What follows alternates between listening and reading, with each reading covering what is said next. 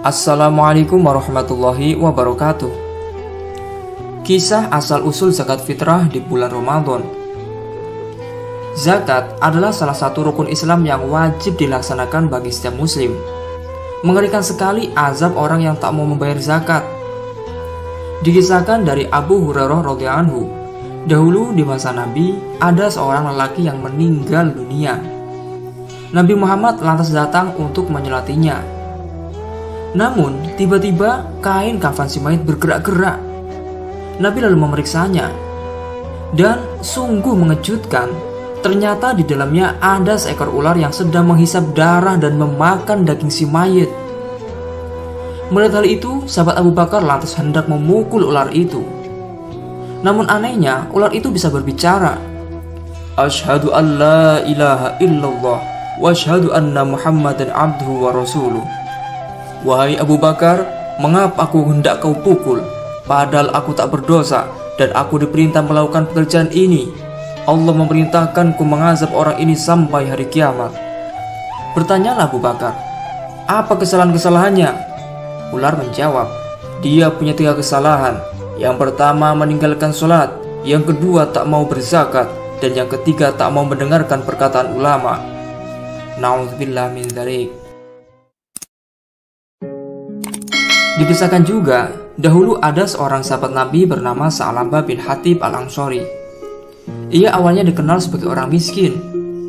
Meski begitu, kemiskinannya tak menghalanginya untuk rajin beribadah kepada Allah. Namun suatu ketika, ia ingin menjadi orang kaya. Maka datanglah ia menghadap Nabi untuk meminta didoakan agar segera kaya. Setelah menghadap memohon doa, Nabi lantas menasihati Sa'labah agar lebih baik bersyukur dengan harta sedikit daripada berharta tapi tak bersyukur. Sa'labah terus berupaya meminta didoakan Nabi agar hartanya banyak, karena Sa'labah tahu jikalau doa Nabi sangat mustajab. Namun Nabi terus mengingatkan Sa'labah agar bersyukur dengan nikmat yang ada. Nabi saja tidak kaya raya, padahal jikalau saja Nabi mau meminta kaya pun pasti Allah kabulkan. Sa'labah lantas terus membujuk Nabi agar didoakan. Ia juga berjanji jika kaya, kelak ia akan menyisihkan dan memberikan hartanya kepada orang yang membutuhkan. Lalu Nabi bersedia mendoakan Sa'labah. Ya Allah, berikanlah harta kepada Sa'labah. Dan kemudian Allah SWT mengabulkan doa Nabi. Allah SWT kemudian memberikan harta kepada Sa'labah. Awalnya Sa'labah hanya memiliki seekor kambing. Kemudian kambing itu berkembang biak menjadi banyak. Kesibukan Sa'labah pun kini semakin bertambah untuk mengurus ternaknya, hingga ia hanya sempat sholat berjamaah di waktu zuhur dan asar saja. Adapun sholat lainnya, ia tak sempat berjamaah.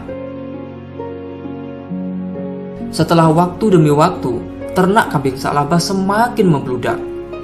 Kemudian karena kesibukannya, ia lalu berani meninggalkan sholat berjamaah, bahkan sholat Jumat juga ditinggalkan.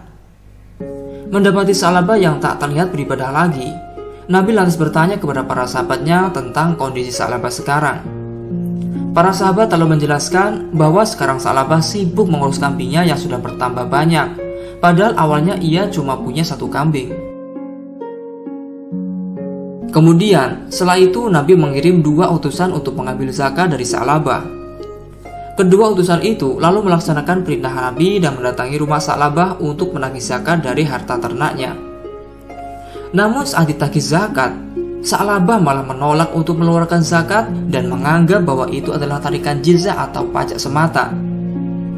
Akhirnya, kedua utusan itu kembali menghadap Nabi dengan tangan kosong dan mengadukan sikap Sa'labah. Nabi sudah tahu akan hal itu. Nabi lantas berkata, "Celakalah kau wahai Sa'labah." Setelah peristiwa itu, kemudian turunlah wahyu surat At-Taubah ayat 75-78. Surah ini menyindir kelakuan Sa'labah yang lupa setelah diberi nikmat. Lalu ada kerabat Sa'labah yang mendengar tentang turunnya ayat ini. Alhasil, ia lalu memberitahukan hal itu kepada Sa'labah. Setelah diberitahu, barulah Sa'labah sadar dan bergegas mendatangi Nabi untuk membayar zakat. Sa'labah kemudian menghadap Nabi Muhammad dan memohon agar Nabi berkenan menerima zakatnya. Namun Nabi tak mau dan tak berkenan menerima zakat Sa'labah. Akhirnya Sa'labah dirundung penyesalan karena zakatnya ditolak Nabi. Bahkan sampai Nabi wafat pun beliau enggan menerima zakat Sa'labah. Sa'labah juga berupaya mendatangi sahabat Abu Bakar, Umar, dan Utsman. Namun mereka semua juga enggan menerima zakat dari Sa'labah. Na'udzubillah min dzalik. Semoga kita dihindarkan dari sifat gigih dan bakhil. Amin. Adapun sejarah asal-usul zakat berawal saat turunnya ayat tentang zakat kepada Nabi yang saat itu beliau masih berada di Makkah. Ada beberapa ayat Makkiyah yang mengandung lafaz zakat. Di antaranya Quran Surat Ar-Rum ayat 39, Quran Surat An-Naml ayat 3, Quran Surat Luqman ayat 4, Quran Surat Al-Mu'minun ayat 4, Quran Surat Al-A'raf ayat 156, serta Quran Surat Fussilat ayat 7. Namun kala itu zakat belum disyariatkan. Barulah setelah Nabi berhijrah ke Yasrib atau Madinah, zakat barulah mulai dipraktikkan. Sebelum berlakunya zakat, di Mekah, Islam sudah menanamkan sikap kesadaran bagi kaum muslimin tentang adanya hak orang lain dalam harta mereka. Sebagaimana keterangan dalam Quran Surat Az-Zariyat ayat 19. Wa fi amwalim haqqul lis-sa'ili wal mahrum. Ya artinya, dan pada harta benda mereka ada hak untuk orang miskin yang meminta dan orang miskin yang tidak meminta. Setelah Nabi hijrah ke Madinah, kemudian turunlah ayat-ayat tentang kewajiban zakat. Namun, ayat yang turun di Madinah ini berbeda dengan ayat yang turun di Makkah, di mana zakat sudah ada aturan teknisnya seperti tentang pengumpulan dan pembagian zakat. Adapun zakat ada dua jenis, yaitu zakat fitrah dan zakat mal. Kewajiban zakat fitrah berlaku mulai 2 hari sebelum Idul Fitri tahun kedua Hijriah. Lalu di bulan Syawalnya muncul kewajiban zakat mal atau zakat harta. Lalu di tahun 9 Hijriah turunlah Quran Surat At-Taubah ayat 60 yang menjelaskan siapa saja yang berhak menerima zakat. Di antara hikmah berzakat adalah untuk menghilangkan kemiskinan dan menumbuhkan kasih sayang. Jikalau zakat benar-benar dilakukan secara tepat, maka tentunya di bumi tidak ada lagi yang kemiskinan. Coba kita hitung berapa banyak umat Islam di dunia, lalu dikalikan semisal zakat fitrah berupa beras perorangan 1 sok, atau bila dikonversasi ke kilo jadi sekitar 2,8 kg. Tentu banyak sekali hasilnya. Itu baru saja zakat fitrah. Belum lagi ada zakat mal seperti perhiasan, perdagangan, pertanian, peternakan, uang, dan masih banyak lainnya.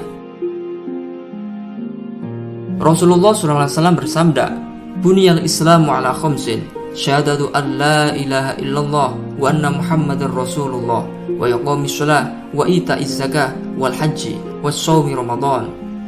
Ya artinya, Islam dibangun di atas 5 hal. Kesaksian sesungguhnya tiada Tuhan selain Allah dan sesungguhnya Muhammad utusan Allah, melaksanakan sholat, membayar zakat, haji, dan puasa Ramadan. Hadis riwayat Bukhari Muslim. Semoga kisah ini bermanfaat. Wallahu a'lamu bishawab.